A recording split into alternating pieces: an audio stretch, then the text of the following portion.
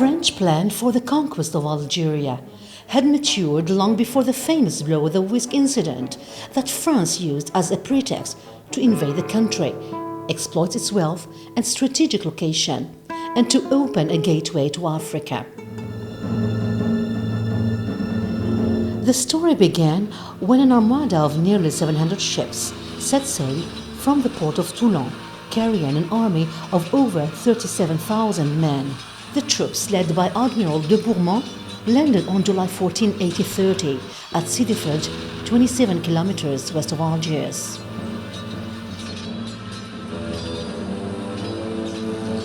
The coast of Sidi Fredj was chosen with the aim of attacking the city of Algiers by land, given the difficulty of occupying it from the sea.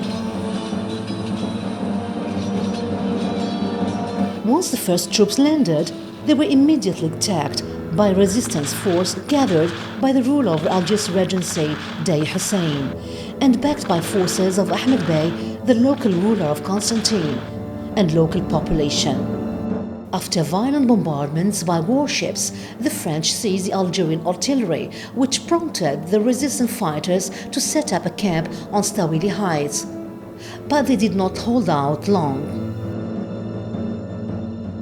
Resistance forces managed to drive the invaders back after suffering heavy losses. However, the French soldiers were able to open the road and connect the camps of Sidi Fredj and Stawili. Due to the imbalance of power and the lack of necessary fortification of the city, Algiers fell into the hands of the occupying army, and the ruler of Algiers Regency was forced to surrender on July 5, 1830. As the central government collapsed in the city of Algiers, people of Mitidja region rallied to organize the first informal armed resistance to confront the incursion of the occupation army outside the capital. From the very beginning, the French aspired to seize the region, for it was the main supplier of the city of Algiers in terms of livestock and agricultural products. In a bid to break the siege, the occupation army mobilized about 1,400 soldiers to extend its influence over the city of Blida and suffered its first defeats against tribal leaders. Then violent confrontations continued unabated until the region was fully occupied in 1838.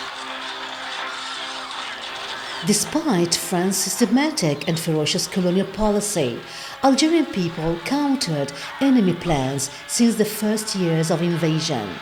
Through popular resistance movements led by local leaders, the most notable of which was the popular resistance led by Emin Abdelkader, who fought battles that terrified the enemy, and the resistance by Ahmed Bey, in addition to a series of popular movements led by local tribes like Zahatsha, Al-Muqrani, Al-Haddad, Amoud, Oulad Sidi Sheikh and Sheikh Bouamama, which continued until the beginning of the 20th century.